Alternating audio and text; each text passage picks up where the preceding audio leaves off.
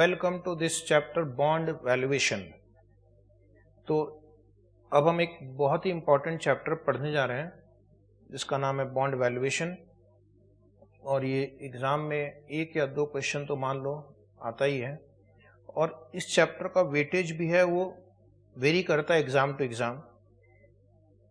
कुछ एग्ज़ाम में सिर्फ 4 से 6 मार्क के क्वेश्चन आते हैं और कुछ ऐसे भी एग्ज़ाम आए हैं जहाँ पर इस चैप्टर का वेटेज करीब 30 मार्क्स तक रहा है। 30 मार्क्स तक भी रहा है, यानी 2-3 क्वेश्चन एक साथ ही बड़े बड़े 8-8 मार्क्स के 10-10 मार्क के पूछ लिए इन्होंने। और ये बहुत ही फंडामेंटल चैप्टर भी है क्योंकि इसमें टाइम वैल्यू ऑफ मनी का बहुत यूज़ होगा।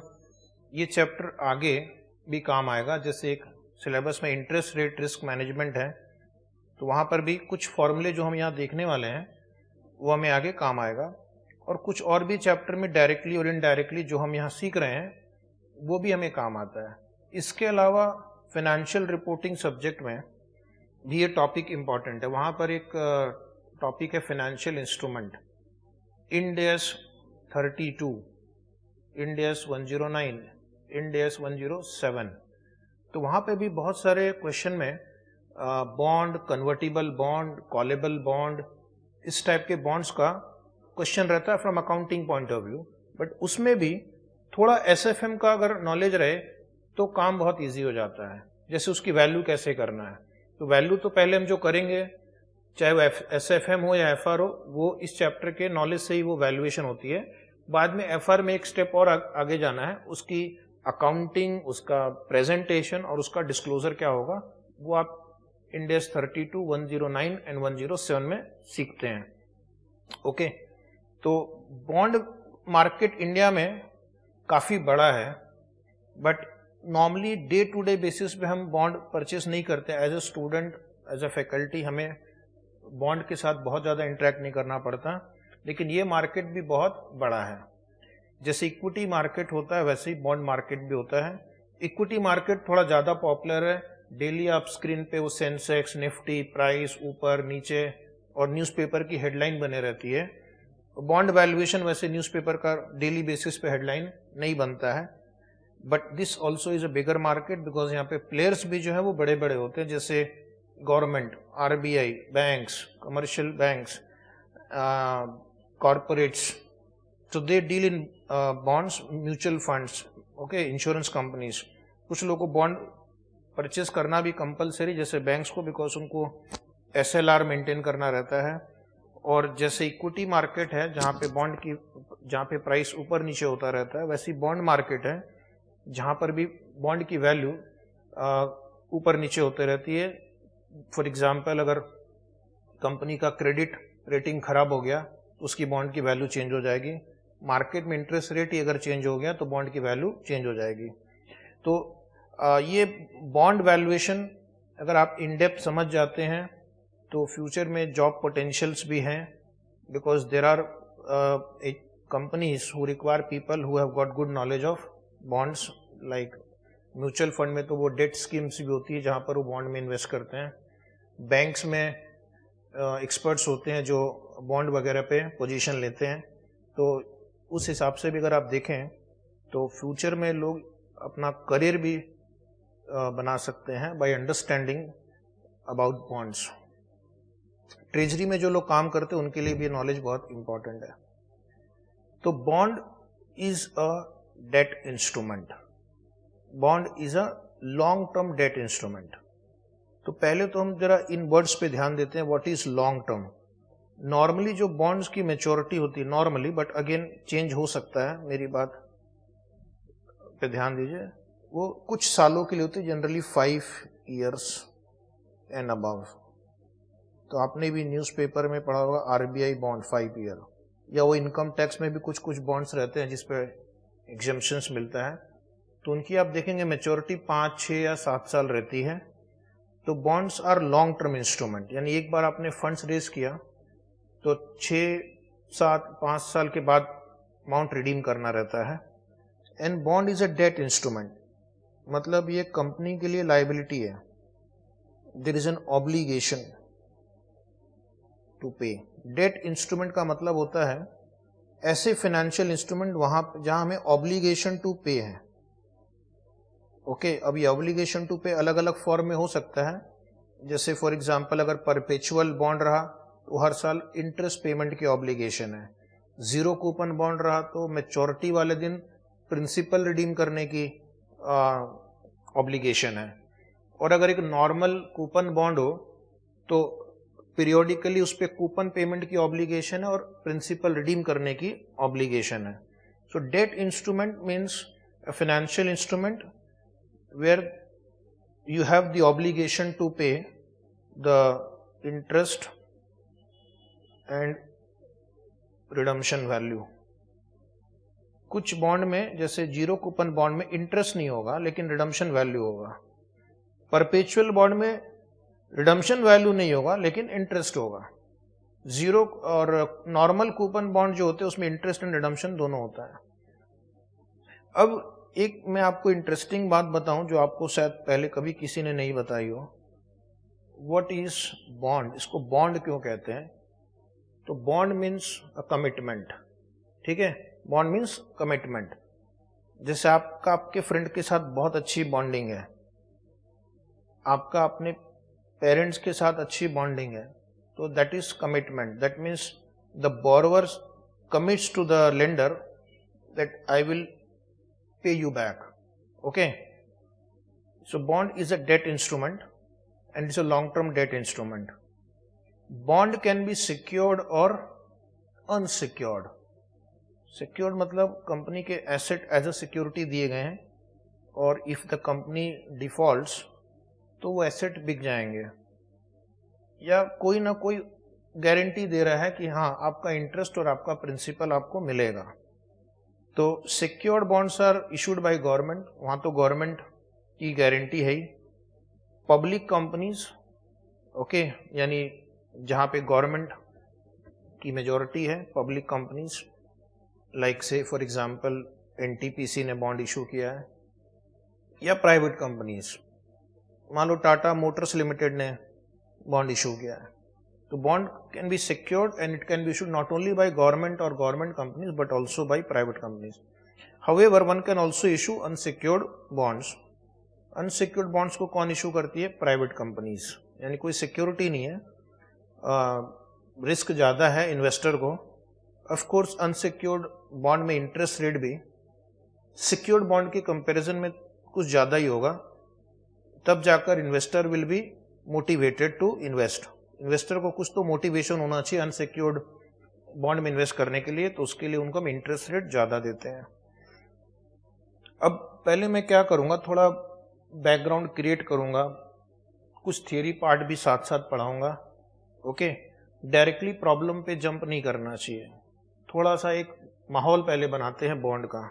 ठीक है, so bond is a debt instrument. Features of bond: bond is a debt instrument issued by government companies, public sector undertaking banks and highly rated companies.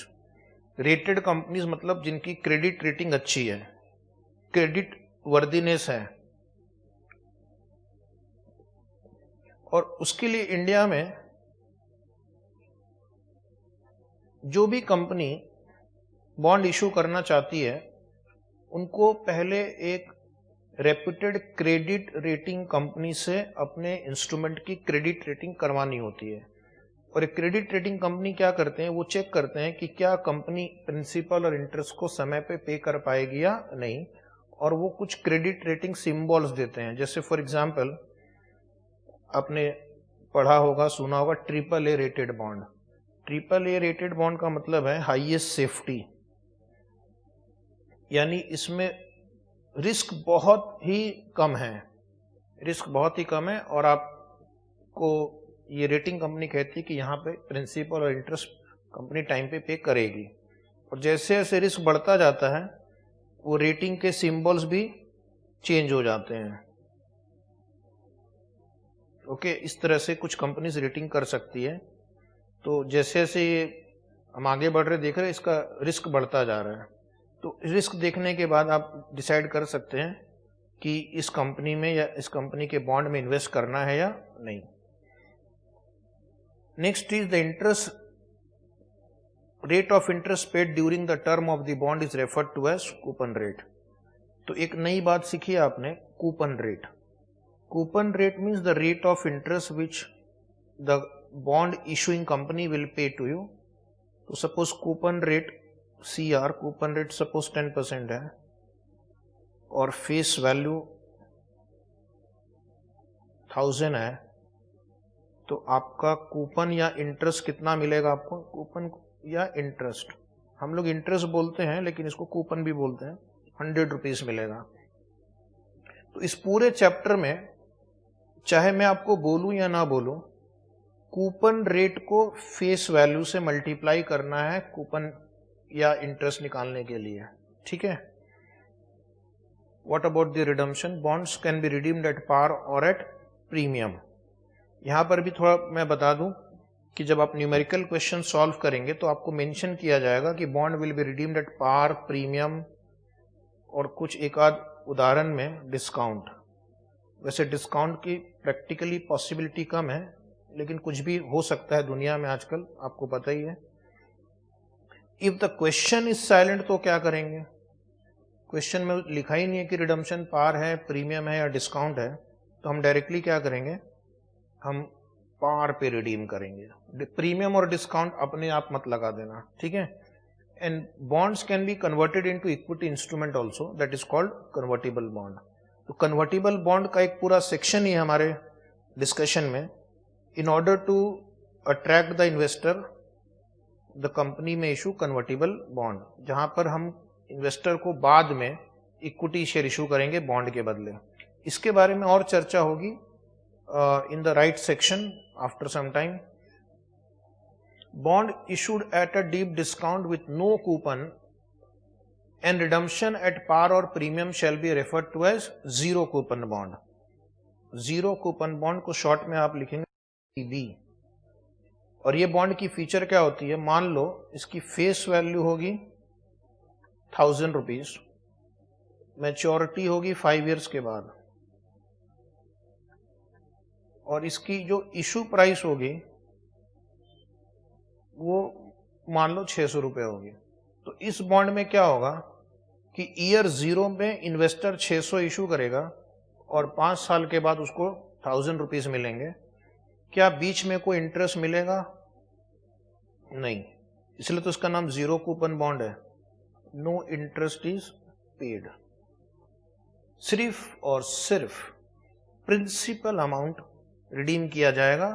Principal amount at par भी redeem हो सकता है या premium पे भी redeem हो सकता है। तो इसमें इन्वेस्टर को रिटर्न क्या मिला?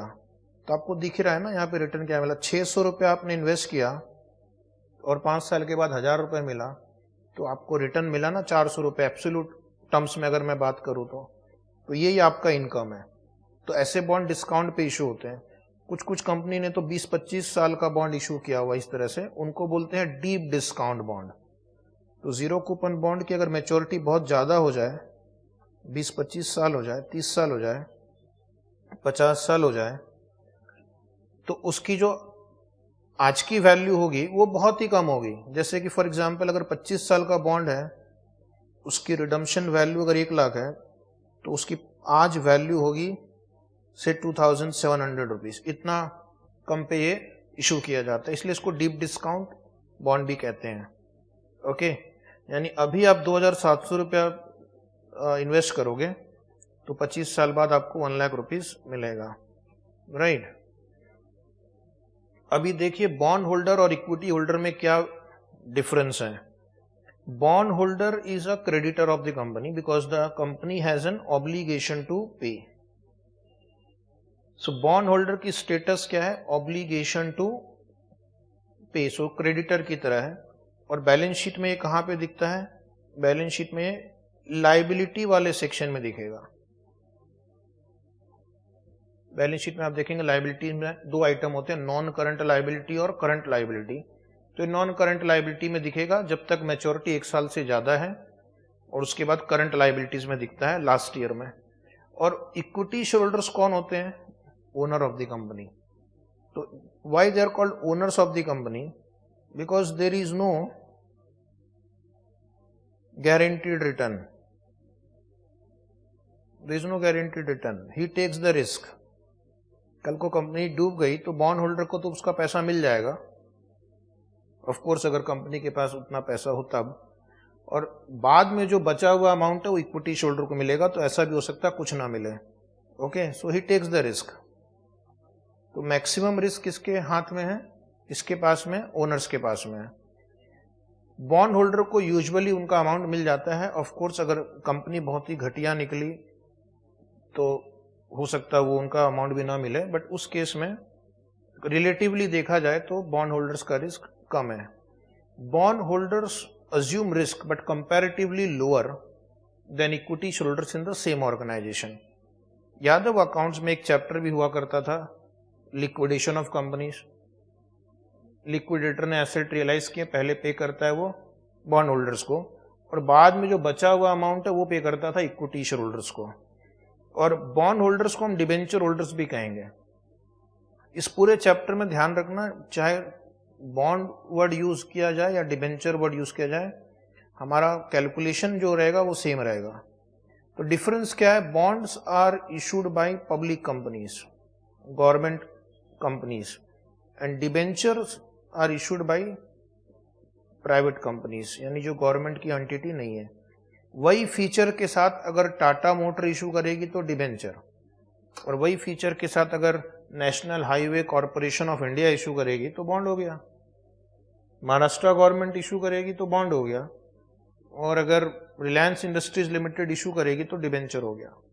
इन case debenture holders do not receive interest, they have a right to foreclose, sell the company's asset and recover their principal.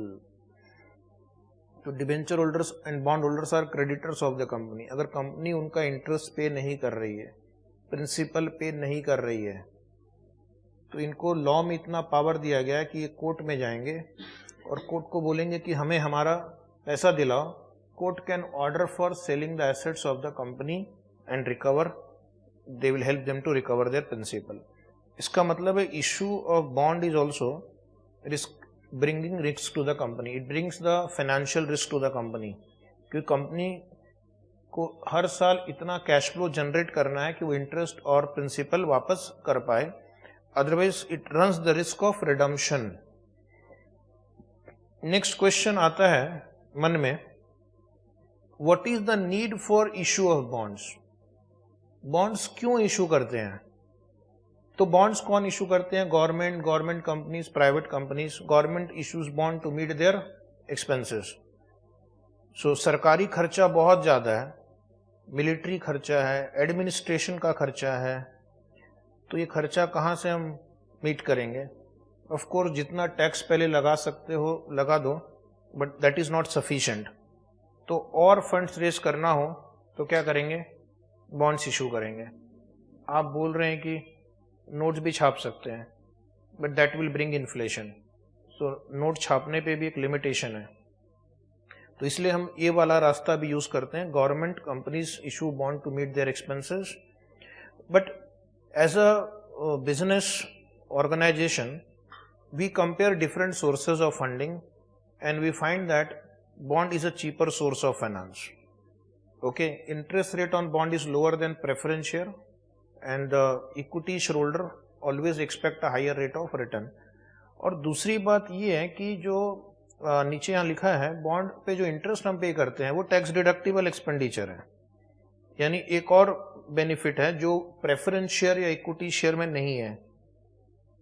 For example, अगर ये 10% इंटरेस्ट रेट है बॉन्ड पे और 30% टैक्स रेट है, तो 10% हम जब इंटरेस्ट पे करेंगे 10 रुपया, तो उस पे 30% हमें टैक्स डिडक्शन मिलेगा। 30% ऑफ 10, 3 रुपये बच जाएंगे।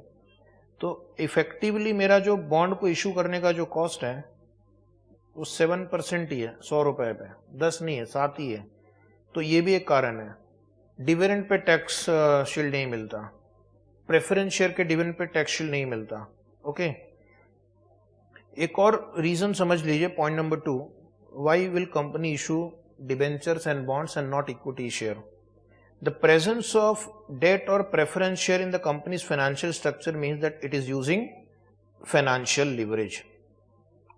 डेट की वजह से कंपनी को फाइनेंशियल लिवरेज का बेनिफिट मिलता है। फॉर एग्जाम्पल, अगर इंटरेस्ट रेट बॉन्ड पे 8% है एंड रिटर्न ऑन इन्वेस्टमेंट, यानी उस पैसे से जो आपने रेट ऑफ रिटर्न अर्न किया, रिटर्न ऑन इन्वेस्टमेंट अगर मान लो 14% है, तो 100 रुपया लिया, 14 रुपीज अर्न किया और 8 रुपए पे किया बॉन्ड होल्डर्स को, बचा क्या 6 रुपए। किसके जेब में गया? इक्विटी होल्डर्स के जेब में। तो जब आपके पास बॉन्ड या डिबेंचर या प्रेफरेंस शेयर जिस पर आप एक फिक्स रेट पे करते हैं और आपकी रेट ऑफ रिटर्न उससे ज्यादा है, the equity holders are able to enjoy a high rate of return. This is called financial leverage. तो इक्विटी होल्डर्स को यहाँ पे रेट ऑफ रिटर्न बढ़ जाता है। ऑफ कोर्स सब्जेक्ट टू की return on investment is more than the interest rate. एक और रीजन वाई कंपनी और गवर्नमेंट और any entity would like to issue bond is that the bond holders do not have voting rights. पता है सबको, bond holders के पास voting right ही नहीं है। तो वोटिंग राइट नहीं है तो आपकी जो कंपनी पे स्टेक है वो डाइल्यूट नहीं होती है। यानी जो प्रमोटर का स्टेक अगर पहले भी 80% है तो अभी भी 80 रहेगा, 60 है तो 60 रहेगा। बॉन्ड इशू करने से it does not dilute the control, control dilute नहीं होता है। और जैसा कि आप जानते हैं the management does not want to dilute the control. Equity issue करेंगे तो कंट्रोल डाइल्यूट हो सकता है, बॉन्ड इशू करेंगे तो कंट्रोल डाइल्यूट नहीं होगा। तो बॉन्ड के एडवांटेज है कि इस पे लोअर रेट ऑफ इंटरेस्ट है, टैक्स डिडक्टिबल है और फाइनेंशियल लिवरेज का एडवांटेज मिलता है, वोटिंग राइट नहीं देनी पड़ती है। ऑफ कोर्स डिसएडवांटेज भी है क्योंकि आपका रिस्क बढ़ता है, फाइनेंशियल रिस्क बढ़ता है। You have an obligation to pay interest and principal, और अगर आपकी इनकम या आपका कैश फ्लो कम हो गया you will suffer loss. Okay, after this paragraph number 3 come to very important paragraph number 4, important terms used in bond valuation. Important terms used in bond valuation. तो हमारा ये जो चैप्टर है ये एक्चुअली न्यूमेरिकल चैप्टर ज्यादा है, theory कम आती है यहाँ से।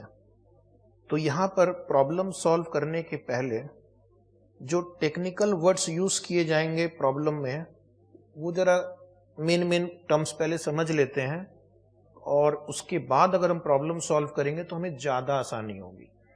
कुछ बच्चे बोल रहे सर प्रॉब्लम करवाओ, ये सब क्या ज्ञान बांट रहे हैं। नहीं, प्रॉब्लम आएगा पार्ट 2 में। पहले एक पेज तक और पेशेंस रखो, पेशेंस पेज। ओके, तो फर्स्ट टर्म है face value, it is also called par value. तो जो भी बॉन्ड होते हैं उनकी फेस वैल्यू होती है। फेस वैल्यू क्या हो सकती है? 100 रुपये भी हो सकती है, 500 भी हो सकती है, 1000 हो सकता है। कुछ क्वेश्चन आप सॉल्व करेंगे तो वहां पे लाख रुपए भी है। ये दिया जाएगा आपको। ओके, फेस वैल्यू दिया जाएगा, या फिर आपको कैलकुलेट करना भी पूछ सकते हैं एक आध क्वेश्चन में। तो फेस वैल्यू का रेलेवेंस क्या है? फेस वैल्यू का पहला तो रेलेवेंस है कि जो हम इंटरेस्ट कैलकुलेट करेंगे वो फेस वैल्यू पे होगा, मार्केट वैल्यू पे नहीं होगा। तो अगर 8% कूपन रेट दिया हुआ है तो ये 8% इंटू 100 होगा। ओके, 8 रुपया। उसकी बॉन्ड की वैल्यू मार्केट में 102 हो सकती है, लेकिन हम 102 पे नहीं कैलकुलेट करेंगे, हम 100 पे कैलकुलेट करेंगे। और दूसरा रिडम्पशन जो होगा, रिडम्पशन यूजुअली फेस वैल्यू पे होगा। जरूरी नहीं है बट यूजुअली फेस वैल्यू पे होगा। कभी कभी रिडम्पशन प्रीमियम पे भी हो सकता है या डिस्काउंट पे भी हो सकता है। तो ये हो गया फेस वैल्यू। क्वेश्चन पढ़ के फेस वैल्यू सर्च करना है।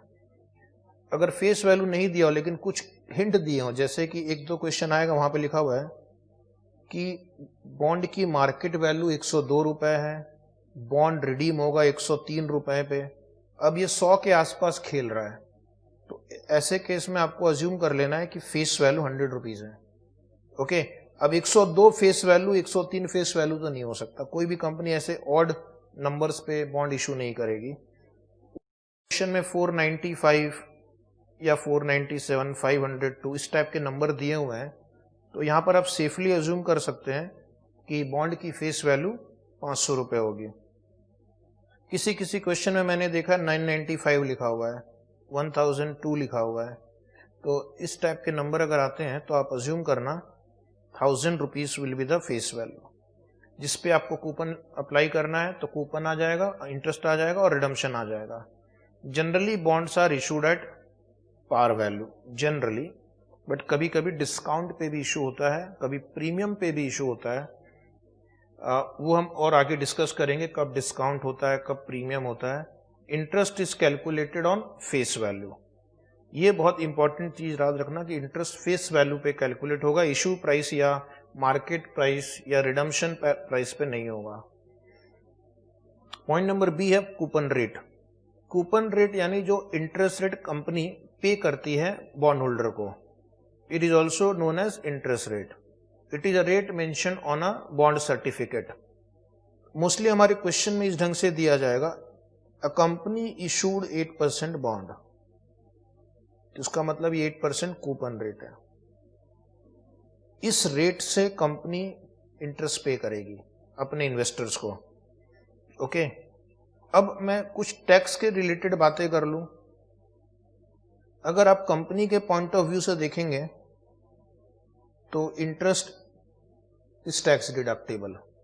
ओके, लेकिन अगर क्वेश्चन इन्वेस्टर के पॉइंट ऑफ व्यू से आ गया तो ये भी ध्यान रखना, अगर क्वेश्चन में टैक्स दिया हो और आफ्टर टैक्स रिटर्न निकालना हो तो for investor interest is taxable.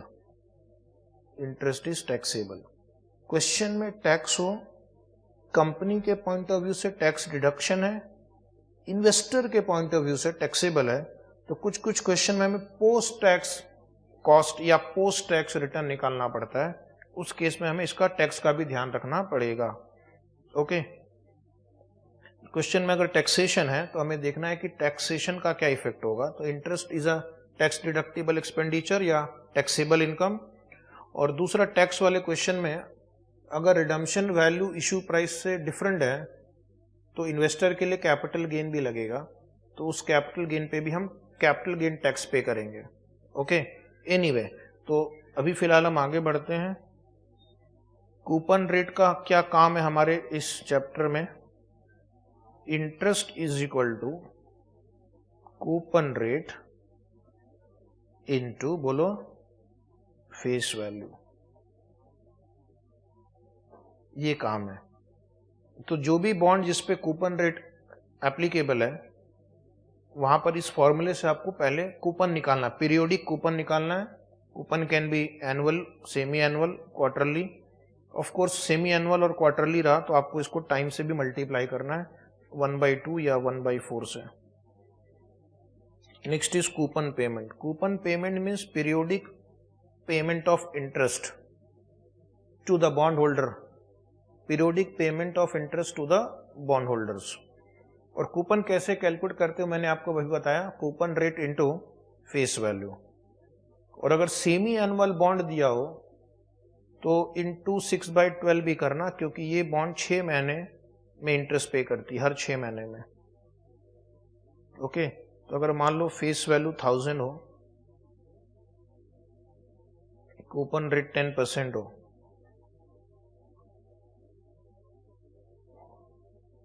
Coupon rate 10% हो गया, और frequency of payment semi annual हो, frequency of coupon payment semi annual हो, तो मैं आपसे पूछूंगा कि what will be coupon amount every 6 month. So coupon amount will be वहां पे 1000 इंटू 10% इंटू 6/12, यानी इफेक्टिवली 5% होगा, तो आंसर 50 रुपये आएगा। ठीक है, क्वार्टरली रहा तो इंटू 3/12 कर देना। स्टूडेंट पूछ रहे हैं कि अगर मान लो सेमी एनुअल, एनुअल या क्वार्टरली मेंशन नहीं है प्रॉब्लम में तो क्या करेंगे। तो इसका आंसर है, अगर क्वेश्चन साइलेंट हो तो एग्जाम पॉइंट ऑफ व्यू से आपको एनुअल कूपन ट्रीट करना है। ओके, मैंने कहीं लिखा है, बाद में देखते हैं। ठीक है, एग्जाम पॉइंट ऑफ व्यू से आपको एनुअल कूपन ट्रीट करना है, वैसे लिख लो यहां पे। मैं डिक्टेट करवा दूं। If the question is silent if the question is silent, assume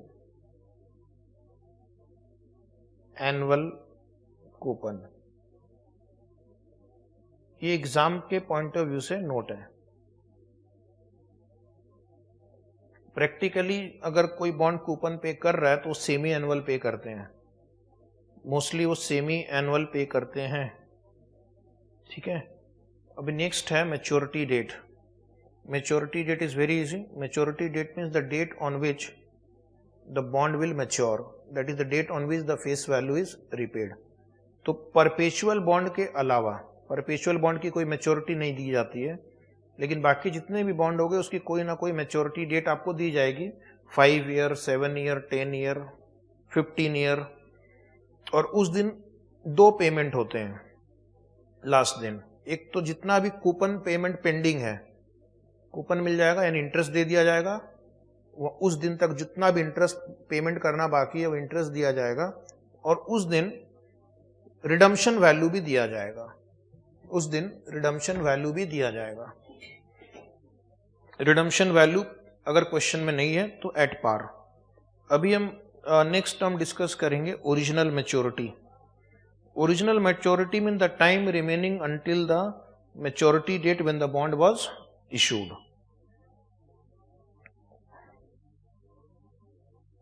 date of issue अगर सपोज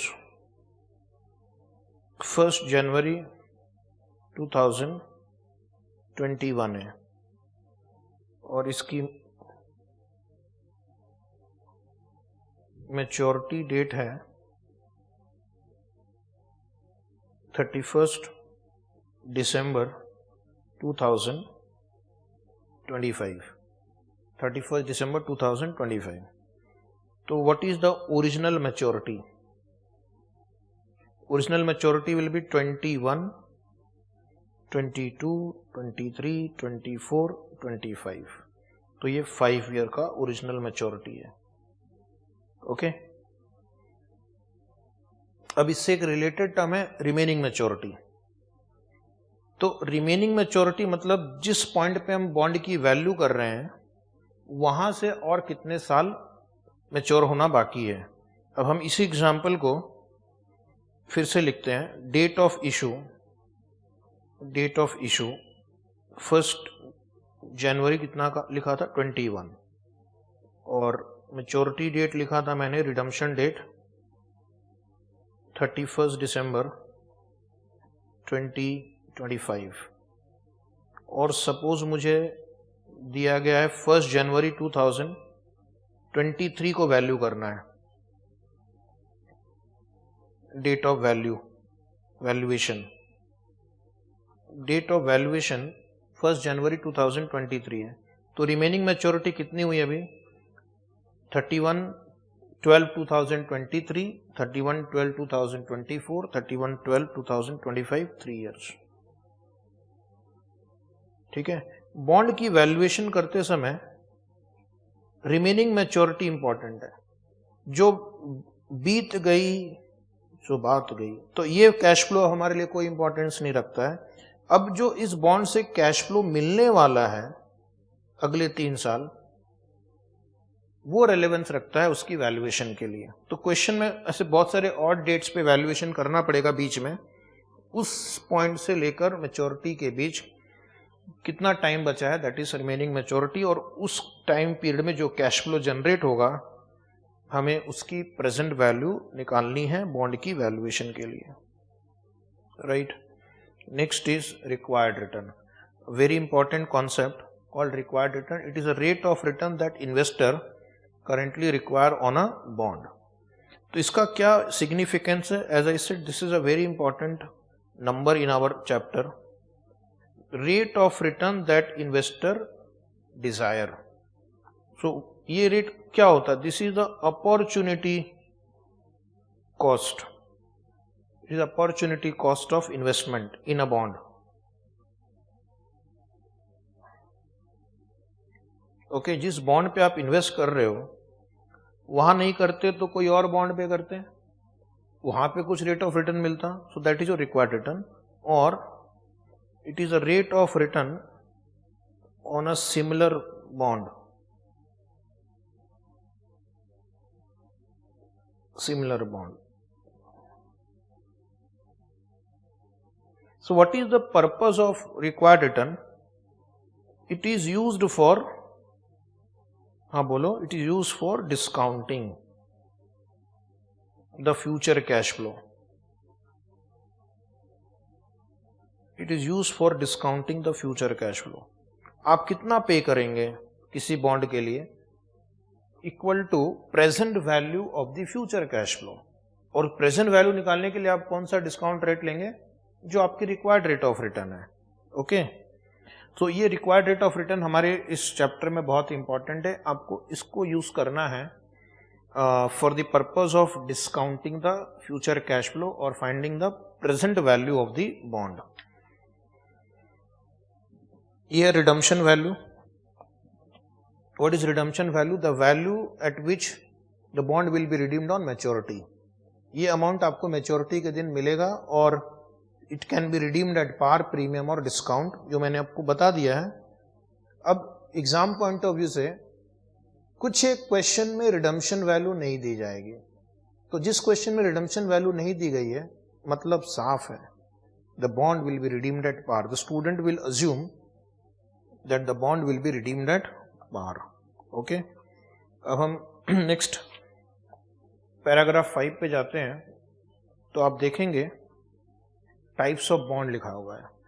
तो इसमें से जो पहले 4-5 बॉन्ड है वो बहुत इंपॉर्टेंट है थियरी एंड प्रैक्टिकल क्वेश्चंस के लिए भी. ओके, और कुछ लास्ट के कुछ बॉन्ड्स हैं मोस्टली थियरी क्वेश्चन के लिए इंपॉर्टेंट है. तो what are the various types of bond?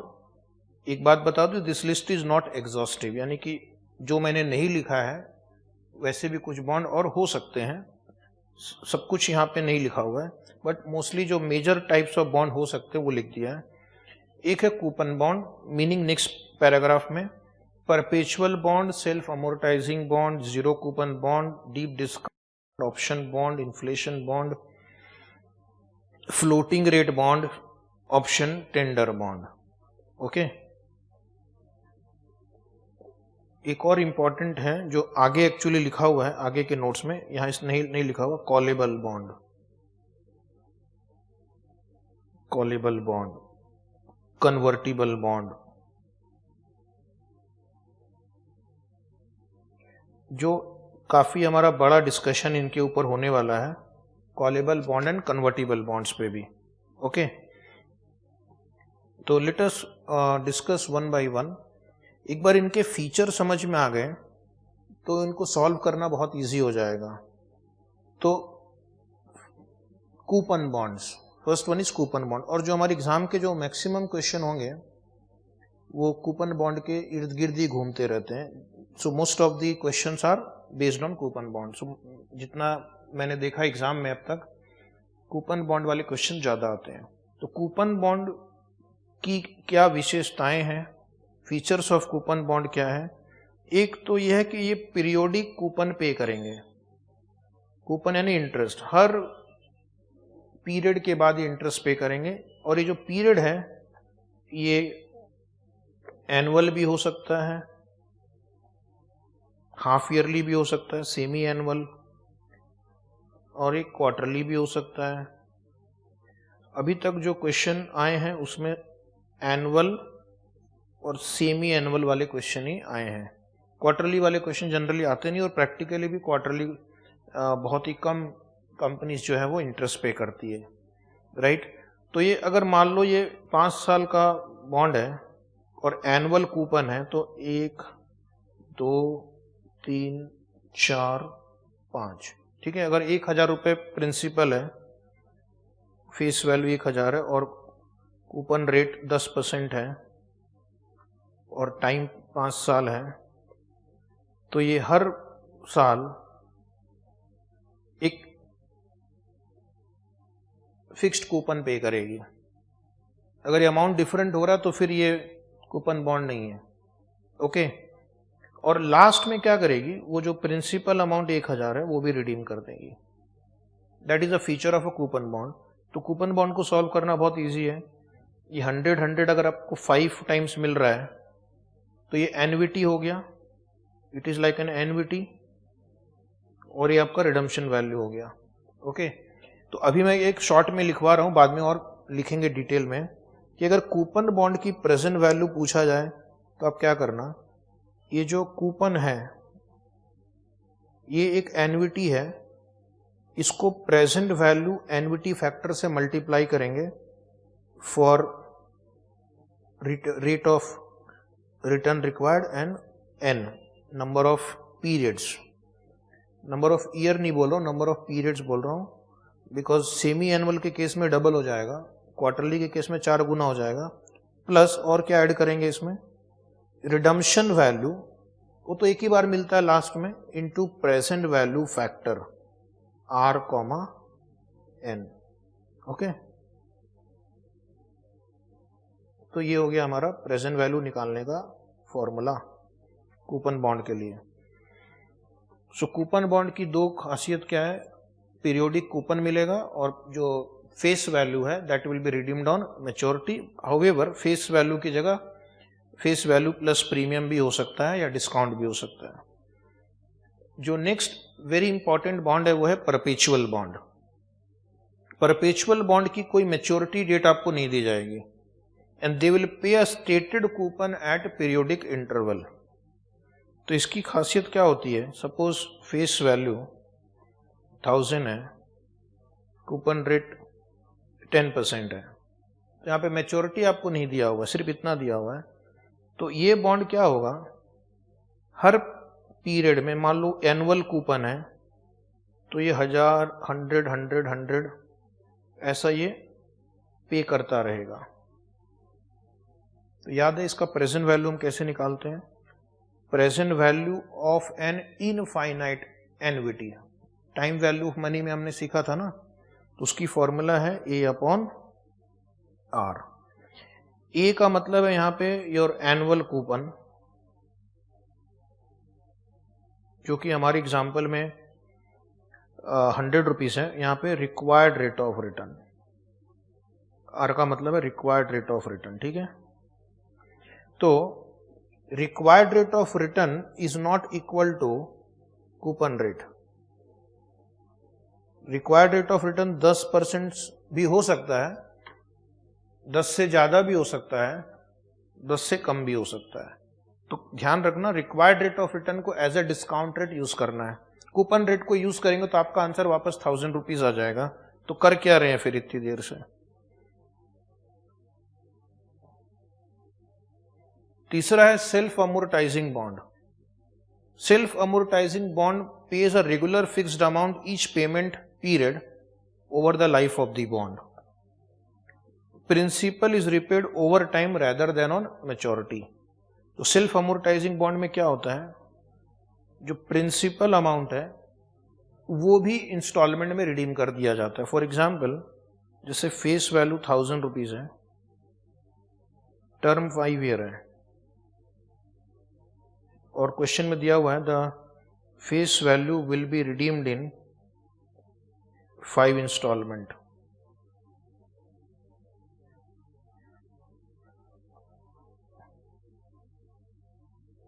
Will be redeemed in 5 installments. तो अभी यहां पर क्या होगा कि ईयर 1, 2, 3, 4, 5 हो गया, और इस क्वेश्चन में मैं अज्यूम करता हूं कि कूपन रेट 10% है। तो अब इस बॉन्ड की रिडम्पशन या कैश फ्लो क्या होगी जरा समझना की कोशिश करना। ये 5 साल हो गया, हर साल 200 रुपया तो ये प्रिंसिपल पे करेगा। तो इस बार प्रिंसिपल है, तो इस बार जो कूपन होगा वो सेम नहीं रहेगा, कूपन चेंज होगा, क्योंकि पहले साल पूरे 1000 रुपए पे कूपन लगता है 10%। तो पहले साल 1000 पे 10% यानी 100 रुपए कूपन होगा, लेकिन 200 रिडीम हो गया, तो 200 रिडीम हो गया तो अगले साल अब 800 ही बचा सिर्फ। तो 800 पे 10% 80, उसी तरह भी 600 पे 10% 60, 40, 20। तो हमारा कूपन चेंज होगा, इस बार कूपन घटता जाएगा, जैसे जैसे प्रिंसिपल घटता जाता है ना, कूपन घटता जाता है। तो मेरा टोटल कैश फ्लो होगा फर्स्ट ईयर में 300, 280, 260, 240, 220। और अगर क्वेश्चन अब आपसे पूछ रहा है कि calculate the present value of the bond और intrinsic value of the bond, तो हम ये जो कैश फ्लो आया इसका हम प्रेजेंट वैल्यू निकालेंगे यूजिंग आवर डिस्काउंट रेट और रिक्वायर्ड रेट ऑफ रिटर्न। ये जो आंसर आएगा that is the intrinsic value of the bond और present value of the bond. इस रेट से ये बॉन्ड हम खरीद सकते हैं। ओके, तो अब ये जरूरी नहीं कि हर क्वेश्चन में आपको equal amount of principal redeem होगा। ऐसा भी क्वेश्चन आता है कि पहले 3 साल कुछ भी रिडीम नहीं होगा, 1, 2, 3, और चौथे और 5वें साल में 500 रिडीम होगा। तो वो क्वेश्चन भी आ सकता है। ध्यान से पढ़ना है, जिस साल जो अमाउंट रिडीम हो रहा है उस कॉलम में उसका प्रिंसिपल अमाउंट लिखना है और इंटरेस्ट। एक बार रिडीम हो गया तो अगला जो इंटरेस्ट होगा वो घट जाएगा, राइट। तो सेल्फ अमोर्टाइजिंग बॉन्ड पे भी क्वेश्चंस आते हैं और थोड़ा अगर आपने ध्यान नहीं दिया तो गलती हो सकती है। अब हम देखेंगे deep discount bond. Deep discount bond theory question के लिए भी इंपॉर्टेंट है, यानी कि अपने आप में थियरी क्वेश्चन है 4 मार्क्स के लिए। Right a note on deep discount bond. तो 4 मार्क के लिए क्या करना है, it is a form of zero interest bond. तो पहला फीचर लिखना है कि इस पे आपको रेगुलर इंटरेस्ट नहीं मिलता है, तो फिर इन्वेस्टर को क्यों इन्वेस्ट करने में मजा आएगा। This bonds are issued at a discounted value and on maturity face value is paid to the investor. तो कुछ देर पहले मैंने एक एग्जांपल लिखा था, today bond will be issued for 600 rupees and after 10 years they will give you 2000 rupees। इस बीच में कोई इंटरेस्ट नहीं पे करेंगे, नो इंटरेस्ट। तो भाई फिर आपको फायदा क्या हुआ, फायदा ही फायदा हुआ ना। 600 रुपये आज इन्वेस्ट किया तो 10 साल में 2000 मिला। तो ये जो डिफरेंस है ये आपका रिटर्न है, रेट ऑफ रिटर्न आप निकाल सकते हैं। Okay, so deep discount bond. तो डीप डिस्काउंट बॉन्ड का फायदा कंपनी को ये है कि हर साल कूपन नहीं पे करना पड़ता है। तो अगर कंपनी मान लो कुछ ऐसे प्रोजेक्ट में पैसे लगा रही है जिसमें जेस्टेशन पीरियड ज़्यादा है, जेस्टेशन पीरियड ज़्यादा है मतलब जिसमें इनकम इमीडिएटली स्टार्ट नहीं होगी।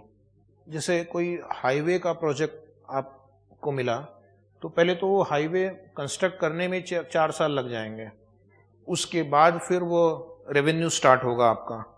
तो अगर मैं एक कूपन बॉन्ड इशू करूंगा तो मुझे हर 6 महीने बाद इंटरेस्ट पेमेंट करने की ऑब्लिगेशन आ जाएगी, लेकिन मेरा इन्फ्लो ही नहीं है, इन्फ्लो ही नहीं है, इनकम नहीं है, लेकिन पेमेंट की लायबिलिटी आ जाती है, तो थोड़ा दिक्कत हो सकती है। तो वैसे केस में अगर आप चाहें तो ये डीप डिस्काउंट बॉन्ड इशू कर सकते हैं। ओके, और इन्वेस्टर के लिए भी अच्छा है कि ये जो डिफरेंस आएगा ये लॉन्ग टर्म कैपिटल गेन कहलाएगा। और जैसा कि आप जानते हैं लॉन्ग टर्म कैपिटल गेन में 2 बेनिफिट मिलते हैं। एक तो कॉस्ट इन्फ्लेशन इंडेक्स का बेनिफिट मिलता है, तो 600 और 2000 का डिफरेंस नहीं पे करेंगे, 600 का पहले हम इंडेक्स करेंगे तो उसकी आर्टिफिशियल उसकी कॉस्ट ही बहुत बढ़ जाती है। और दूसरा लॉन्ग टर्म कैपिटल गेन पे लोअर रेट ऑफ टैक्स लगेगा। ओके,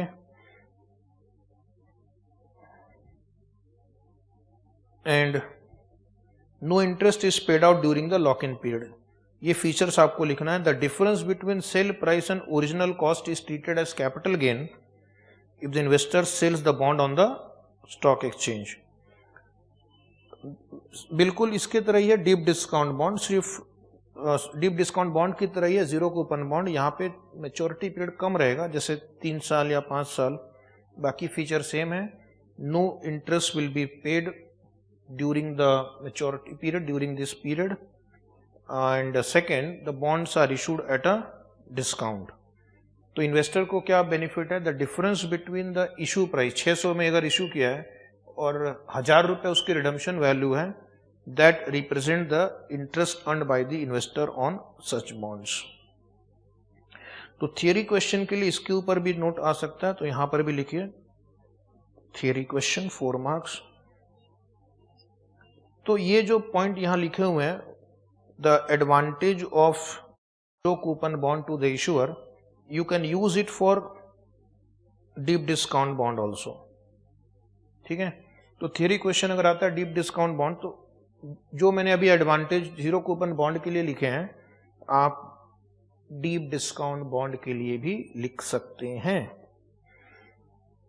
तो यहां पर मैं पहला बेनिफिट लिखूंगा, issuer escape the periodic payment that too is the gestation period of the project. ये मैंने बताया कि कुछ प्रोजेक्ट जो है जिसको स्टार्ट होने में और कैश फ्लो जनरेट करने में कुछ साल लग सकते हैं, तो वैसे केस में जीरो कूपन बॉन्ड या डीप डिस्काउंट बॉन्ड इशू करेंगे, हमें हर साल कूपन नहीं पे करना पड़ेगा, लेकिन हम इंटरेस्ट अक्रू करते रहते हैं.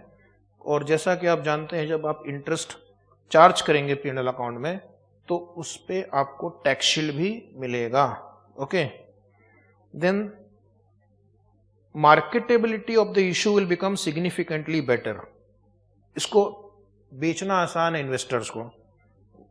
मुझे याद है कि एक company IDBI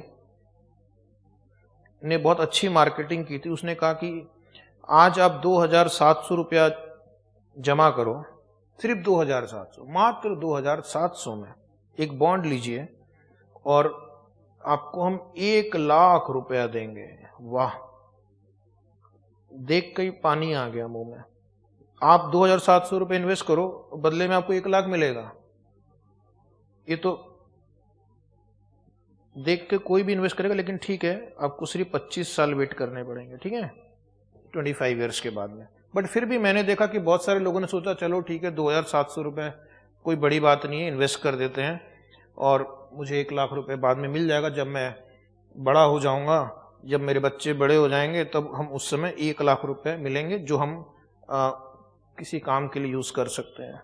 okay, and the issue expenses is also lower.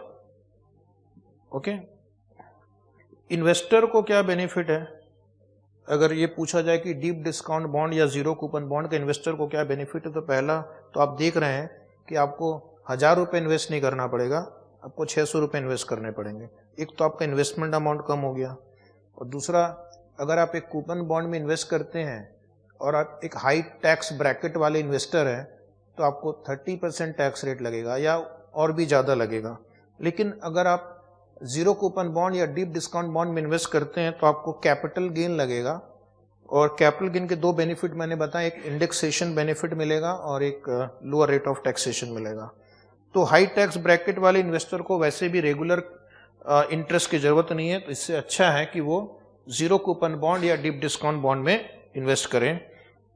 And तीसरा एडवांटेज है कि this bonds are secured instrument and therefore the company's assets can be sold to make payment to the investors. Fix deposit में अगर आप company के FD में invest करते हैं, कंपनी के FD अनसिक्योर्ड होते हैं. बैंक की FD भी सिर्फ 1,00,000 रुपए तक सिक्योर्ड है और 1,00,000 के ऊपर प्रभु भरोसे. Okay, next is option bond. कितने लोगों ने बॉन्ड में कभी जीवन में इन्वेस्ट किया है? तो जब आप बॉन्ड में इन्वेस्ट करोगे, तो वहां पर आपसे वो एक सवाल पूछते हैं बॉन्ड एप्लीकेशन फॉर्म में कि आपको क्यूमुलेटिव चाहिए या नॉन क्यूमुलेटिव चाहिए. तो क्यूमुलेटिव में अगर आपने टिक कर दिया, तो इसका मतलब है कि आपने क्यूमुलेटिव ऑप्शन चूज किया. इसका मतलब है कि आपको इंटरेस्ट अभी नहीं मिलेगा, हर 6 महीने बाद वो इंटरेस्ट अक्रू होता जाएगा, और मेच्योरिटी वाले दिन प्रिंसिपल प्लस इंटरेस्ट जो अक्रू होता गया है वो भी ऐड हो गया और वो अमाउंट मिलेगा. ओके, जैसे कि बैंक के FD में होता है. अगर आपने FD देखा हो कि आप 1,000 रुपये इन्वेस्ट करो, 5 साल के बाद बैंक वाले आपको क्या करते हैं, 1,000 ऐसे 800 रुपया दे देते हैं. तो क्या हो रहा है, यहाँ पे इंटरेस्ट मिल रहा है, और ये 1,000 प्रिंसिपल और जो भी इंटरेस्ट अक्रू हो गया इस पीरियड में वो भी मिल जाएगा आपको. लेकिन अगर आपने नॉन क्यूमुलेटिव टिक किया तो क्या होगा? तो नॉन क्यूमुलेटिव में टिक किया तो वो कूपन बॉन्ड जैसा हो गया. आपको हर पीरियड में एक कूपन मिलेगा, ठीक है, और लास्ट में आपको जो भी प्रिंसिपल अमाउंट है वो भी मिल जाएगा. तो कौन सा ऑप्शन टिक करना डिपेंड करता है कि क्या आपको कैश फ्लो की रिक्वायरमेंट है या नहीं।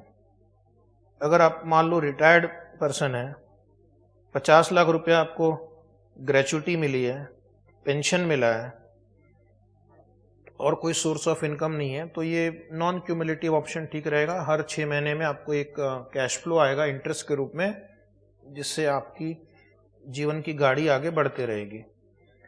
लेकिन अगर आप जैसे रिच पर्सन है, आर्टिकल वाले लोग ढेर सारा पैसा ऑलरेडी कमा रहे हैं, तो उनके लिए क्यूमुलेटिव ऑप्शन ठीक है। हर 6 महीने बाद इंटरेस्ट का क्या करोगे, इंटरेस्ट आएगा, फिर वो वापस उसको रीइन्वेस्ट करना है, फिर उसका कॉस्ट होता है।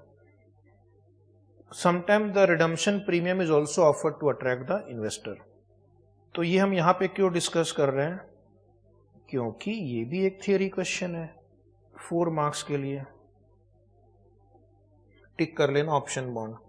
ओके, तो ये ऑप्शन बॉन्ड को बहुत सारी इंडियन बैंक्स ने या कंपनीज ने इशू किया है, IDBI, ICICI।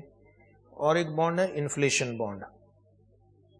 इन्फ्लेशन बॉन्ड की लॉजिक क्या है पहले वो बता दूं, कि जो बॉन्ड गवर्नमेंट इशू कर रही है इंडिया में, अगर आप देखेंगे तो उसका इंटरेस्ट रेट 5.5% है या 6% है, कुछ बॉन्ड्स पे 7% है, सीनियर सिटीजन को 7.5% है। तो ये हमारा रेंज है बैंक FD या बॉन्ड्स पे अगर मैं बात करूं तो। और इन्फ्लेशन कितना है इंडिया में, अब ये जो फिगर जो भी आप पढ़ते पेपर में, वो पता नहीं वो कितना सही या गलत है। मान लो 8% है, ठीक है। तो 100 रुपये आपने इन्वेस्ट किया, थोड़ी देर के लिए समझो 6% पे, तो 1 साल के बाद 106 रुपये मिले। जिस चीज की कीमत आज 100 रुपये, इन्फ्लेशन 8% है, वही आइटम, वही वस्तु आपको अब 108 में मिलेगी 1 साल के बाद। आपने बॉन्ड में इन्वेस्ट करके सही किया या गलत? तो आंसर है गलत, क्योंकि आपकी परचेजिंग पावर कम हो गई है। वो आप उतना गुड्स और सर्विस नहीं खरीद सकते हैं जो 1 साल पहले खरीद सकते थे।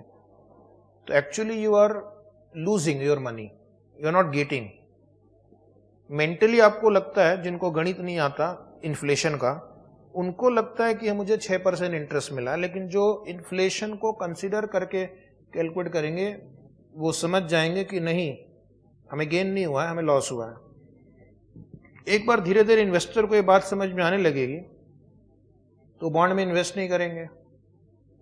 जहां पे आपको नेगेटिव रिटर्न मिल रहा है रियल सेंस में, ओके, वहां पर आप इन्वेस्ट नहीं करेंगे, तो धीरे धीरे फिर लोग बॉन्ड से निकल जाएंगे।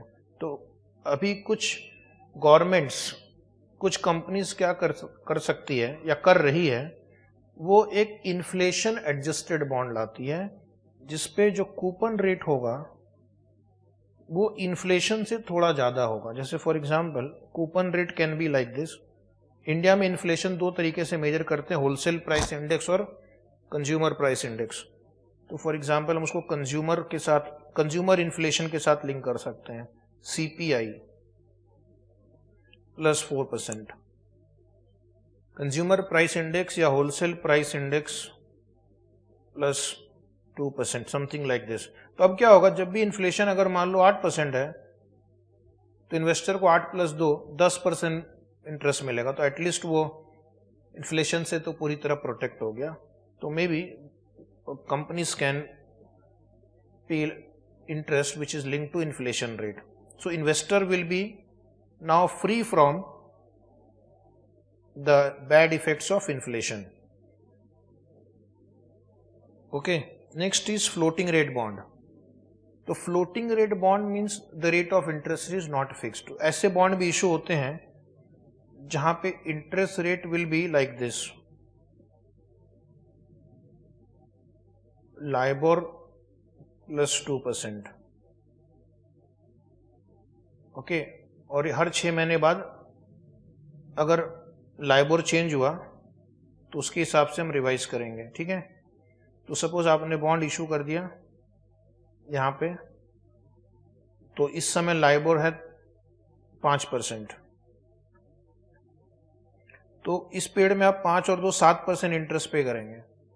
लेकिन यहाँ पे लाइबोर मान लो बढ़ के 6 हो गया, तो फिर इस पीरियड में आप 6 और 2 8% पे करेंगे। यहाँ पे लाइबोर 3 हो गया, तो अभी आप इस पीरियड के लिए 5% पे करेंगे। यहाँ पे लाइबोर 7 हो गया, तो इस पीरियड में आप 9% पे करेंगे। तो लाइबोर घटेगा तो कम पे करेंगे, लाइबोर बढ़ेगा तो ज़्यादा पे करेंगे। ओके, सो कुछ कंपनी फ्लोटिंग रेट बॉन्ड भी इशू करती है अगर उनको लगता है कि इंटरेस्ट रेट कम हो सकता है। इन्वेस्टर फ्लोटिंग रेट बॉन्ड में इन्वेस्ट करते हैं, उनको लगता है कि इंटरेस्ट रेट बढ़ सकता है, तो that is floating rate bond. और फ्लोटिंग रेट बॉन्ड के कुछ और भी नाम लिख लीजिए, एडजस्टेबल इंटरेस्ट बॉन्ड लिखा हुआ बुक में, एंड वेरिएबल रेट बॉन्ड। तो डियर स्टूडेंट, यहाँ पर भी आप इसको लिख लीजिए, थियरी 4 मार्क्स। और इसके ऊपर मैं एक क्वेश्चन आपको बाद में कराऊंगा, जब बहुत सारे न्यूमेरिकल क्वेश्चन कराएंगे तो वो भी करा देंगे, और वहां पर भी मैं थोड़ा नोट और लिखवाऊंगा। ये नोट प्लस जो एक्स्ट्रा नोट बाद में डिक्टेट किया जाएगा वो आपको थियरी क्वेश्चन के लिए लिखना है, राइट। अब है ऑप्शन टेंडर बॉन्ड। एक होता है कॉलेबल बॉन्ड, जो मैंने यहाँ पे नहीं लिखा है क्योंकि उसके ऊपर एक अलग से डिटेल में चर्चा होगी। Option tender bond is the bond which gives the right to sell back their bond to the issuer, normally at par. Normally bond जो होते हैं वो एक फिक्स पीरियड के लिए इशू होते हैं, जैसे 10 साल के लिए हो गया। अब इशू करते समय बॉन्ड पे कूपन रेट था 10% ले लेते हैं, यानी एक बार हमने बॉन्ड इशू कर दिया तो 10 साल तक हर साल 10% रेट पे करेंगे। लेकिन अब इसमें एक इन्वेस्टर को रिस्क है कि फ्यूचर में इंटरेस्ट रेट बढ़ सकता है, मार्केट इंटरेस्ट रेट बढ़ सकता है, लेकिन वो 10 साल के लिए तो लॉक हो गया 10% पे। अगर उसको लग रहा है कि मार्केट में भविष्य में इंटरेस्ट रेट बढ़ सकता है तो इस बॉन्ड में इन्वेस्ट नहीं करना चाहेगा, क्योंकि इन्वेस्ट कर दिया तो 10% से वो लॉक हो गया। तो कुछ कंपनी क्या करती है, इसमें एक पुट ऑप्शन ऐड कर देती है। Okay, bond with put option which gives the investor the option to sell the bond before maturity। तो 5 साल के बाद इन्वेस्टर आएगा तो बोलेगा ये लो अपना बॉन्ड, दो मेरे पैसे वापस, तो कंपनी उसके पैसे वापस कर देगी। फिर उस पैसे से चाहे वो अपना जो भी करे, तो ये हो गया बॉन्ड विथ पुट ऑप्शन, और इसको बोलते हैं ऑप्शन टेंडर बॉन्ड। इसका एक अपोजिट होता है, उसको हम बोलते हैं कॉलेबल बॉन्ड, जहां पे कंपनी के पास राइट्स होते हैं, कंपनी चाहे तो बॉन्ड को समय के पहले रिडीम कर सकती है, तो that is called callable bond. Callable bond हमारे एक पूरा एक सेक्शन ही है उसके ऊपर डेडिकेटेड। तो और एक कन्वर्टिबल बॉन्ड होता है जो भी उसके ऊपर भी एक पूरा सेक्शन है। तो कॉलेबल बॉन्ड, कन्वर्टिबल बॉन्ड, ये मैंने अभी इस पेज पर डिस्कस नहीं किया है, वो आएगा आगे। It is the opposite of callable bond. Paragraph 6, difference between bond and debenture. तो बॉन्ड और डिबेंचर आर सिमिलर टर्म्स, बस इस पे ज्यादा दिमाग नहीं लगाना है प्रॉब्लम सॉल्व करते समय। बॉन्ड लिखा है कि डिबेंचर, सेम होगा। Bond are issued by government, central और स्टेट, और अंडरटेकिंग ओन्ड बाय देम, और development financial institutions, whereas debentures are issued by other entities। यानी 1000 rupees face value, 8% coupon, 5 year, ये फीचर है। गवर्नमेंट ने इशू किया तो उसको बॉन्ड बोलेंगे, एक प्राइवेट कंपनी ने इशू कर दिया तो उसी डेट इंस्ट्रूमेंट को हम डिबेंचर बोलेंगे। ओके, तो ये तो 2 पेज मैंने जो लिए हैं अभी, वो एक इंट्रोडक्शन पैराग्राफ था, ताकि आपको एक थोड़ा फीलिंग आए बॉन्ड क्या होते हैं, बॉन्ड के फीचर्स क्या होते हैं, कितने टाइप ऑफ बॉन्ड होते हैं, बॉन्ड क्यों इशू करते हैं, और जो मेन हमारा जो टास्क है इस चैप्टर में वो भी यहाँ से शुरू होता है, वैल्यूएशन ऑफ बॉन्ड। और ये नॉलेज आपको मैं दोबारा बता रहा हूँ, FR के पेपर में भी काम आएगा, क्योंकि वहाँ पर भी आपको कुछ एक क्वेश्चन में पहले बॉन्ड की वैल्यूएशन करनी पड़ेगी, और उसके बाद फिर उसके आगे का कार्यक्रम अकाउंटिंग का कर सकते हैं आप। लेकिन अगर आपको ये बॉन्ड वैल्यूएशन ही नहीं आया इसके मतलब ही आपको नहीं पता है तो आपका जो फाइनेंशियल रिपोर्टिंग सब्जेक्ट है वहाँ पे दिक्कतें आ सकती हैं। तो बहुत ही गौरपूर्वक ध्यान दीजिए, valuation of a bond. Okay, तो यहाँ पर हम अलग अलग टाइप के बॉन्ड लेंगे। जैसे फॉर एग्जांपल हम कूपन बॉन्ड लेंगे, परपेचुअल बॉन्ड लेंगे, सेल्फ अमोर्टाइजिंग बॉन्ड लेंगे, जीरो कूपन बॉन्ड लेंगे, और एक और लेंगे जिसको हम बोलेंगे नॉन कन्वेंशनल बॉन्ड, यानी उसमें क्वेश्चन के हिसाब से सॉल्व करना है। उसमें क्वेश्चन में कूपन रेट भी दिया हुआ है लेकिन कूपन रेट चेंज हो रहा है, 2-3 साल तक 5 है, उसके बाद 6 है, फिर 7 है। रिडम्पशन का भी कोई फिक्स पैटर्न नहीं है, किसी भी पीरियड में रिडम्पशन की अमाउंट दी हुई है, तो नॉन कन्वेंशनल। क्वेश्चन पढ़ने के बाद आपको पहले देखना है कि ये किस टाइप का क्वेश्चन दिया हुआ है, कौन सी कैटेगरी में हम फिट होते हैं, इससे क्या कैश फ्लो जनरेट होगा, और उसकी प्रेजेंट वैल्यू निकालने के लिए हम अपने रिक्वायर्ड रेट ऑफ रिटर्न को यूज करेंगे। या अगर क्वेश्चन में दिया हुआ कि this bond yields so much percentage, bond का यील्ड ही दिया हुआ है, तो हम उस यील्ड को यूज करके प्रेजेंट वैल्यू निकाल लेंगे। ओके, यहां पर भी और देखना है कि कुछ क्वेश्चन में सेमी एनुअल बॉन्ड भी हो सकते हैं, तो थोड़ा हमको एडजस्ट करना पड़ेगा उसके लिए। तो स्टार्टिंग करते एकदम वेरी बेसिक प्रॉब्लम से। ओके, 12 स्टैंडर्ड लेवल का क्वेश्चन। हर एक बॉन्ड की वैल्यू का जो गोल्डन रूल है वो यही है, it is the sum of the present value of future cash flow. It is the sum of the present value of future cash flow. Okay, example, तो जो भी बॉन्ड होगा उसका कैश फ्लो आपको एस्टिमेट करना है, फ्यूचर का estimate भी नहीं करना, मोस्टली निकालना है, क्योंकि सब कुछ फिक्स्ड रहता है बॉन्ड में पहले से ही। जैसे इस एग्जांपल को देखिए, आंसर आपको थोड़ा सा लिखना पड़ेगा।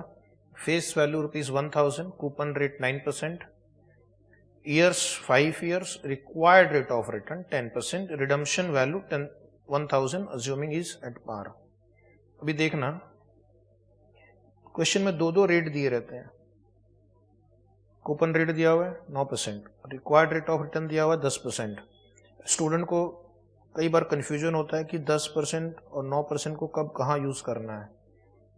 प्रैक्टिस करते करते फिर ये चीज आपके दिमाग में पूरी तरह से बैठ जाएगी। ये कूपन रेट को फेस वैल्यू से मल्टीप्लाई करना तो एनुअल इंटरेस्ट मिलेगा, और रिक्वायर्ड रेट ऑफ रिटर्न आपकी अपॉर्चुनिटी कॉस्ट है, ये डिस्काउंट रेट यूज करेंगे, इसको डिस्काउंटिंग के लिए यूज करेंगे। ओके, और क्वेश्चन में रिडम्पशन वैल्यू दिया हुआ है ₹1000, नहीं दिया होता तो हम अज्यूम कर लेते हैं ₹1000। अब क्वेश्चन कैसे सॉल्व करना है, दो तरह से हम आंसर को प्रेजेंट कर सकते हैं, सिर्फ प्रेजेंटेशन का डिफरेंस है। एक, या तो आप ये टेबुलर फॉर्मेट में कर लो, दूसरा डायरेक्टली फॉर्मूला अप्लाई कर लेना। तो पहले कॉलम में year, cash flow, discounting rate at 10%। देखो 10% क्या है, आपकी रिक्वायर्ड रेट ऑफ रिटर्न है, एंड डीसीएफ। ईयर 1, 2, 3, 4, 5 लिख लिया हमने, 5 साल का क्वेश्चन है, 1, 2, 3, 4, 5। Cash flow will B first, जो कूपन मिलेगा आपको वो लिखना है 1000 इंटू 9%, तो वो भी लिखा हुआ आपकी बुक में, लिखने की आवश्यकता नहीं है।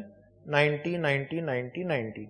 लास्ट ईयर में दो कैश फ्लो मिलते हैं, एक तो आपको कूपन मिलेगा 90 और दूसरा ये रिडम्पशन वैल्यू मिलेगा 1000, तो ये हो गया आपको 1090। उसके बाद हम क्या करते हैं, हम प्रेजेंट वैल्यू फैक्टर लिखते हैं। फर्स्ट ईयर 10% के रेट से कैसे निकालना है, 1 divide by 1.10, 1 divide by 1.10 equal to press करो 0.9090, फिर से इक्वल टू प्रेस करना 0.8264, 7513, 6830, 6209। अब क्या करेंगे प्यारे स्टूडेंट, इन दोनों को मल्टीप्लाई कर लो तो आपको प्रेजेंट वैल्यू आ जाएगा, और मल्टीप्लाई हो जाने के बाद उसका टोटल करना है। तो मैं आपको एक तरीका बताऊंगा, मल्टीप्लाई करो और जो आंसर आएगा उसको m+ में शिफ्ट कर दो। तो जब एक बार ये पांचों कैलकुलेशन हो जाएंगे तो MRC प्रेस कर देना कैलकुलेटर में, अपने आप ही टोटल आ जाएगा। आपको मैं 5 सेकंड दूंगा टोटल बताने के लिए। 5 सेकंड शुरू होते हैं अब।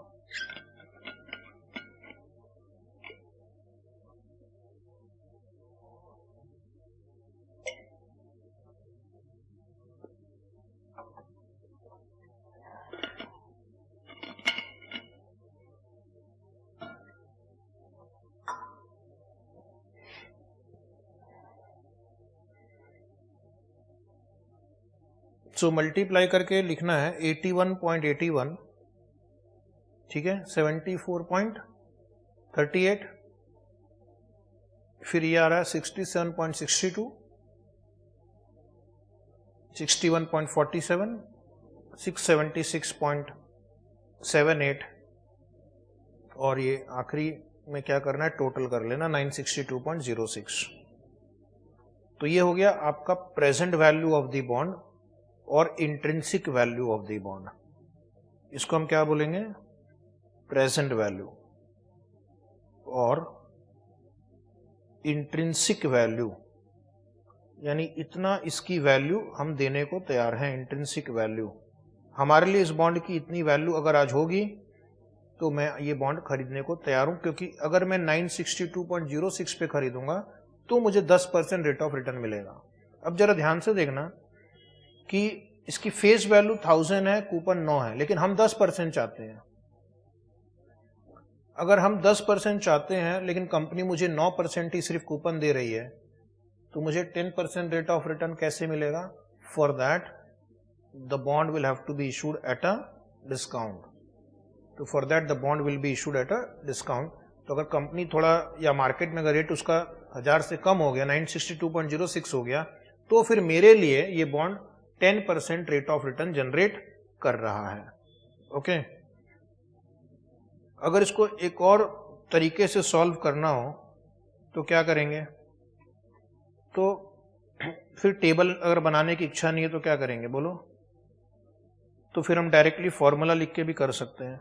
तो आपकी बुक में अगर जगह है तो वहां पे लिख लो ऐसा ऑल्टरनेटिवली। अभी मैंने आपको दोनों प्रेजेंटेशन सिखा दिया, जो आपको ठीक लगे।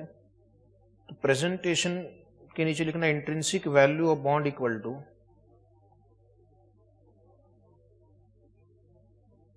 कूपन या एनुअल कूपन, इस क्वेश्चन में एनुअल कूपन है, हम लिख सकते हैं, into PV annuity factor 10%, 5 years plus redemption value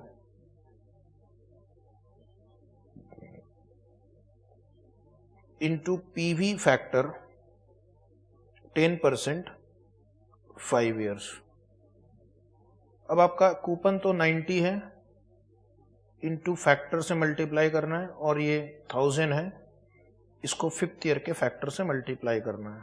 ठीक है, तो कैलकुलेटर पे फैक्टर कैसे निकालते हैं? 1 डिवाइड बाई 1.10, और जिनके कैलकुलेटर में जीटी फंक्शन है वो 5 बार इक्वल टू प्रेस करके जीटी प्रेस कर दो, और जिनके कैलकुलेटर में जीटी फंक्शन नहीं है वो इक्वल टू एम प्लस करेंगे 5 बार, और फिर मेमोरी रिकॉल कर देंगे। तो ये कुछ तो आ रहा है 3.79078 करके। ओके, तो इस पोर्शन की वैल्यू करीब हो गई है 341.17 प्लस। अभी 1000 के लिए क्या करेंगे? 1000 के लिए हम 1 डिवाइड बाई 1.10, 5 बार इक्वल टू प्रेस करना, सिर्फ 0.62092 या समथिंग आ रहा है, इंटू 1000 कर दो, तो इस प्रिंसिपल की प्रेजेंट वैल्यू 620.92 आ गई। ठीक है, अभी 620.92 प्लस 341.17 करेंगे,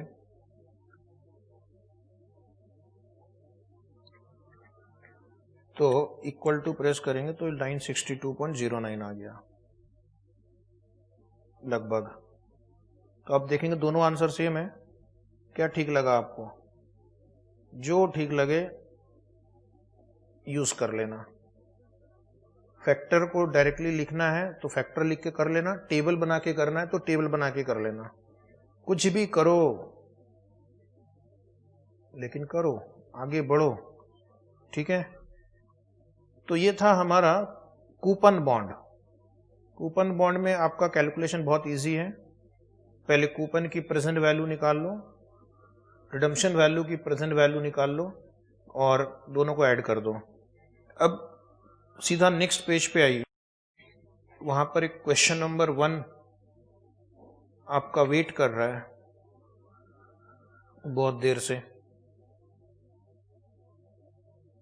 question number 1, consider a bond of XYZ limited with the following features: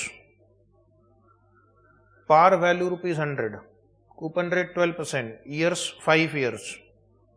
Find out the value of the bond if the required rate of return. अब यहाँ पे 3 रेट दिया इन्होंने, 12% जो कि कूपन के बराबर ही है, 14 जो कूपन से ज़्यादा है और 10 जो कूपन से कम है। ठीक है, तो पर्पसफुली मैंने 3 रेट दिए हैं, एक कम है, एक ज़्यादा, एक बराबर है। तो आपको कुछ और समझाना है मुझे कि अगर ये रिक्वायर्ड रिटर्न और कूपन रेट में डिफरेंस हो तो बॉन्ड की वैल्यू कैसे अफेक्ट होती है। तो पहले वहीं पे लिखना ईयर, केस 1 क्या है, डिस्काउंट रेट इज 12%। तो discount rate is equal to 12% वाले कॉलम को भरना है हमें। ईयर 1 से 5 लिख सकते हैं, जरूरी नहीं 1 2 3 4 5 ही लिखना, 1 से 5 और 5th ईयर। तो पहले 1 2 3 4 5 आपको मिलेगा कूपन 12% ऑफ 100, 12 रुपीज, और 5th ईयर में मिलेगा 100। कुछ स्टूडेंट ने मुझे सवाल पूछा है कि हमने 112 यहाँ पे क्यों नहीं लिखा, क्योंकि यहाँ पे हमने 1 से 5 लिखा, तो इस 5वें साल में 12 ऑलरेडी जा चुका है। दोबारा 112 लिखेंगे तो 12 2 बार कैलकुलेट हो जाएगा। यहां पर 112 लिखने की अगर बड़ी इच्छा हो रही है तो यहां पे 1-4 करो। हाँ, उसके बाद कैलकुलेटर पे एनवीटी फैक्टर निकालो और वहां पे लिखो डिस्काउंटिंग फैक्टर कॉलम में 1 डिवाइड बाई 1.12 5 बार इक्वल टू जीटी, इतना दिखेगा आपको 3.6047। फिर 5th ईयर का फैक्टर कैसे निकालेंगे, 1 डिवाइड बाई 1.12 5 बार इक्वल टू, वो जो 5th वाला फैक्टर कैलकुलेटर पे दिख रहा है वो है 0.5674। अब मल्टीप्लाई करेंगे, डीसीएफ कॉलम में लिखना 12 into 3.6047 equal to 43.2564। Memory plus 100 into 0.5674 56.7436। Memory plus memory recall 100। अब इस केस में आंसर 100 ही आना चाहिए, क्योंकि आपका कूपन रेट और रिक्वायर्ड रिटर्न सेम है, जितना आपको चाहिए उतना मिल रहा है, जितना आपको चाहिए उतना मिल रहा है। तो आपकी जो अमाउंट आप देने को तैयार होंगे, जो इंट्रिंसिक वैल्यू देने को तैयार होंगे, that will be equal to face value. Okay, ऐसा याद रखना कि जिस क्वेश्चन में रिडम्पशन एट पार है, रिडम्पशन एट पार मतलब उससे कोई इफेक्ट नहीं आएगा, कूपन रेट और डिस्काउंट रेट सेम है, वैसे सारे के सारे क्वेश्चन में face value and intrinsic value will be the same. अब डिफरेंट आएगा आंसर। तो अब आप आ जाओ 14% वाले कॉलम में, cash flow will be the same, 12 and 100 constant है पहले। फैक्टर निकालेंगे 1 डिवाइड बाई 1.14 5 बार equal to GT, equal GT के बाद आंसर आ रहा है 3.4331, लिख दो वहां 1 डिवाइड बाई 1.14 5 बार इक्वल टू,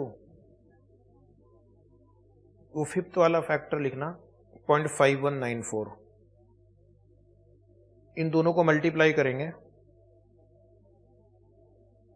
तो आंसर आएगा 41.197, करेक्ट, और 100 इंटू 0.5194 51.94, इसका टोटल कर लेंगे, ये आ रहा है 93.137।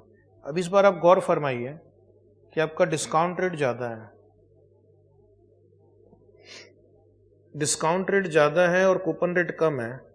आप चाहते ज्यादा और मिल कम रहा है, तो उसके लिए कंपनी को क्या करना पड़ेगा या मार्केट को क्या करना पड़ेगा कि आपको वो डिस्काउंट पे बॉन्ड इशू करे या कम रेट पे बॉन्ड इशू करे। अगर आपको कम रेट पे बॉन्ड इशू करेगी तो आपका रेट ऑफ रिटर्न बढ़ जाएगा। तो जिस केस में हमारा रिक्वायर्ड रेट ऑफ रिटर्न ज़्यादा हो कूपन रेट से, और अगर रिडम्पशन एट पार हो, तो वहाँ पे बॉन्ड की जो प्रेजेंट वैल्यू आएगी वो फेस वैल्यू से कम आनी चाहिए, और ऐसा हर एक क्वेश्चन में होना चाहिए। ये क्रॉस चेक दिमाग में ध्यान रखेंगे। केस 3 पे आना, लास्ट वाले कॉलम में 10% हमारा डिस्काउंट रेट है, required rate of return is 10%। तो 1 डिवाइड बाई 1.10 इक्वल टू 5 बार, फिर जीटी, जीटी नहीं हो तो इक्वल टू एम प्लस 5 बार, फिर एमआरसी। तो आ रहा है 3.7908, 0.6209, correct, multiply 45.485 489। Last digit different हो तो रोना गाना नहीं है, लिख लो जो आ रहा है लिख लो। लगभग पहले 4 डिजिट मैच करो। 62.092 टोटल करेंगे। यहां पर देखो 107.581 आया। यहाँ पे आप चाहते हैं 10, मिल रहा है 12, चाहते हैं 10, मिल रहा है 12। ज्यादा दे रही है कंपनी, तो अगर ज्यादा कूपन देगी तो प्रीमियम भी चार्ज करेगी फिर आपसे। तो इस केस में क्या होगा, बॉन्ड प्रीमियम पे ट्रेड होगा। जहां पे रिक्वायर्ड रेट ऑफ रिटर्न कम है और कूपन रेट ज्यादा है, मतलब ये आपको ज्यादा रेट ऑफ रिटर्न दे रहा है, तो हम इस बॉन्ड को प्रीमियम पे इशू करेंगे ताकि आपको इन्वेस्टर को 10% रेट ऑफ रिटर्न ही मिले। Is it right? तो अब हम क्या करेंगे, जो 3 एग्जाम्पल हमने सॉल्व किए हैं अभी 10, 12 और 14 से, तो उसके कुछ ऑब्जर्वेशंस यहां लिख देते हैं जो आगे के क्वेश्चंस में भी हमें काम आएंगे। ठीक है, लिखिए। ऑब्जर्वेशन वाले बॉक्स में थोड़ा स्मॉल फॉन्ट में लिखना या नोटबुक में लिखना, when required return is equal to coupon rate, when required return is equal to coupon rate and the bond is redeemed at par, and the bond is redeemed at par, and the bond is redeemed at par, the present value of the bond is equal to face value. The present value of the bond is equal to face value. The present value of the bond is equal to face value. तो reverse भी हो सकता है कि अगर present value of the bond is equal to face value question में लिखा हुआ है, तो स्टूडेंट को खुद ब खुद समझ में आ जाना चाहिए कि इसकी कूपन रेट और इसका required rate of return equal है। तो एक क्वेश्चन आएगा थोड़ी देर बाद जहां रिवर्स दिया हुआ है, bond is trading at par, उसकी कूपन रेट 10% है, मतलब उसका रिक्वायर्ड रेट ऑफ रिटर्न भी 10% है। दूसरा लिखना, when required rate of return is greater than coupon rate, when required rate of return is greater than coupon rate and the bond is redeemed at par, and the bond is redeemed at par, the present value of the bond, the present value of the bond is less than face value. The present value of the bond is less than face value. और तीसरा लिखना, when required rate of return is less than coupon rate, जो हमारा last case था, case 3, 10% versus 12%, and the bond is redeemed at par, and the bond is redeemed at par, the present value of the bond is more than the face value. The present value of the bond is more than the face value. तो ये 3 important observation ध्यान में रखना है। अगर required return और coupon return equal हो तो फेस वैल्यू और प्रेजेंट वैल्यू सेम आएगी। अगर रिक्वायर्ड रिटर्न कूपन से ज़्यादा हो तो present value will be less than face value, क्योंकि यहाँ पर कंपनी आपको डिस्काउंट पे इशू करेगी तो ही आपको आपका रिक्वायर्ड रेट ऑफ रिटर्न मिलेगा। और अगर रिक्वायर्ड रिटर्न कम है तो कंपनी प्रीमियम पे इशू करेगी।